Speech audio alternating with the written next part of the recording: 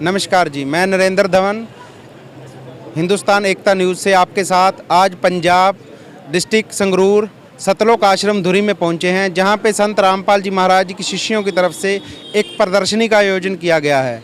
उससे पहले हम बात करते हैं संत रामपाल जी महाराज शिष्यों से और उसके बाद आपको प्रदर्शनी में क्या क्या दिखाया जा रहा है उसके बारे में बताएंगे जी। आइए बढ़ते हैं भक्तों की ओर। नमस्कार जी। नमस्कार सत साहिब जी। आप कहाँ से आए जी? मैं जलंधर डिस्ट्रिक्ट से आया जी। क्या नाम है जी आपका? मेरा नाम मंगी दास है जी। ਇਹ ਤੁਸੀਂ ਭਗਤ ਜੀ ਇੱਥੇ ਜਿਹੜਾ ਪ੍ਰੋਗਰਾਮ ਕਰ ਰਹੇ ਹੋ ਇਹ ਕਿਸ ਵਿਸ਼ੇ ਵਿੱਚ ਹੈ, ਕੀ ਪ੍ਰੋਗਰਾਮ ਹੈ ਜੀ? ਇਹ ਜੀ ਸੰਤ ਰਾਮਪਾਲ ਜੀ ਮਹਾਰਾਜ ਵੱਲੋਂ ਕਬੀਰ ਸਾਹਿਬ ਜੀ ਦਾ ਪ੍ਰਗਟ ਦਿਵਸ ਮਨਾਇਆ ਜਾ ਰਿਹਾ ਜੀ। ਉਸ ਦੇ ਪ੍ਰਗਟ ਦਿਵਸ ਕੀ ਹੁੰਦਾ ਹੈ ਜੀ? ਪ੍ਰਗਟ ਦਿਵਸ ਹੁੰਦਾ ਹੈ ਕਿ ਜਿਸ ਤਰ੍ਹਾਂ ਵੀ ਦੂਸਰੇ ਸੰਤ ਆਉਂਦੇ ਆ, ਜਿੱਦਾਂ ਮਾਂ ਦੇ ਪੇਟ ਚੋਂ ਆਉਂਦੇ ਆ, ਜਨਮ ਲੈਂਦੇ ਆ, ਕਿ ਕਬੀਰ ਸਾਹਿਬ ਜੀ ਜਿਹੜੇ ਹੈਗੇ ਆ ਉਹ ਕਮਲ ਦੇ ਫੁੱਲ ਤੇ ਪ੍ਰਗਟ ਹੋਇਆ ਹੈ। ਉਹਨਾਂ ਦਾ ਮਾਤਾ ਪਿਤਾ ਨਹੀਂ ਹੈ ਕੋਈ ਵੀ। ਗਰੀਬਦਾਸ ਮਹਾਰਾਜ ਜੀ ਆਪਣੀ ਬਾਣੀ ਦੇ ਵਿੱਚ ਕਹਿੰਦੇ ਹੈਗੇ ਕਿ ਅਨੰਤ ਕੋਟ ਬ੍ਰਹਿਮੰਡ ਮੇ ਬੰਦੀ ਛੋੜ ਕਹਾਏ सो तो एक कबीर है जननी जन्या न माए। जो कबीर साहब जी है वो माँ के पेट से जन्म नहीं लेते, वो कमल के फूल के ऊपर प्रकट होते हैं। इसका क्या कारण है जी? जो कबीर साहब जो बाकी जो गुरु हैं वो माँ के पेट से जन्म ले रहे हैं और कबीर साहब जो माँ के पेट से जन्म नहीं ले रहे वो वैसे प्रकट हो रहे हैं। क्योंकि कबीर साहब जी जो है वो पूर्ण ब्रह्म परमात्मा है। तो जो अपने वेद बताते हैं कि पूर्ण ब्रह्म परमात्मा जो है वो माँ के पेट से जन्म नहीं लेता है। वो हर एक युग में आता है, सतयुग त्रेता द्वापर और कलयुग में आता है, और वो कमल के फूल के ऊपर प्रकट होता है और अपना तत्व ज्ञान देने के लिए ही वो आता है धरती के ऊपर। जैसे आप संत रामपाल जी महाराज जी के साथ मिलके यहाँ पे कबीर प्रगट दिवस मना रहे हैं, जैसे कि हम समाज में धारणा बनी हुई है कि संत रामपाल जी महाराज जो हैं वो देवी देवताओं की भक्ति छुड़वाते हैं, इसके बारे में आप क्या कहना चाहेंगे? नहीं, ये तो बिल्कुल गलत बात है। संत रामपाल जी महाराज जो हैं वो देवी देवता की भक्ति छुड़वाते नहीं हैं, वो तो विधिवत उनकी साधना करवाते हैं। जैसे गरीबदास महाराज जी की वाणी में आता है कि तीनों देवा कमल दल वसे, श्री ब्रह्मा विष्णु महेश, प्रथम इनकी वंदना फिर सुन सतगुरु उपदेश। संत रामपाल जी महाराज जो है कि पहले में जो है इन देवी देवताओं का मंत्र देते हैं, जिससे हमें इनसे पूर्ण लाभ मिलता है। जो समाज आज आपको सुन रहा है वो जो जहाँ भी भक्ति कर रहा है उनको छोड़ के संत रामपाल जी महाराज जी का ज्ञान जो आप यहाँ पे ज्ञान प्रचार कर रहे हैं वो क्यों सुने? उसमें और आपके ज्ञान में क्या अंतर है?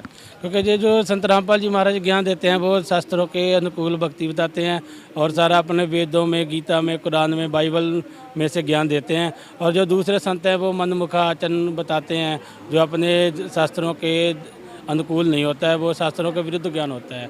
इसलिए सभी से प्रार्थना है कि जो संत रामपाल जी महाराज अपने शास्त्रों के आधार पर ज्ञान बताते हैं उनको सुने और उसका निरीक्षण करें कि भी कौन संत जो है अपने शास्त्रों के आधार पर भक्ति करवाता है, तो वो उस भक्ति से ही लाभ होगा ही।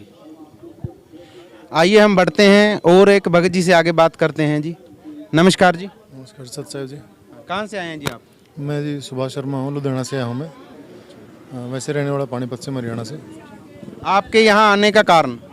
मेरा आने का अपने जो परमात्मा कबीर साहब हैं उनका 26वां प्रकट दिवस है, जो कि यहाँ दुर्याश्रम मनाया जा रहा है, और ये इसके उपलक्ष्य में हमने प्रदर्शनी का आयोजन किया गया है।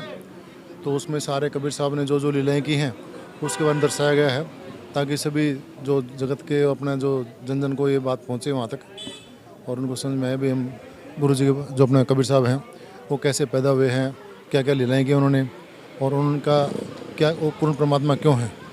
तो ये उसके लिए अपना ये प्रदर्शन किया गया है, और उनका प्रकट दिवस मनाया जा रहा है 2, 3, 4 जून को।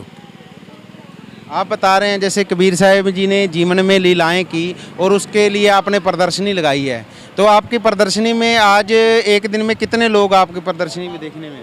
देखो ये तो ना हज़ारों की संख्या में आ रहे हैं और आए जा रहे हैं, और ये आज तो शुरुआत है 2 तारीख को, ये 3, 4 2 दिन और भी है।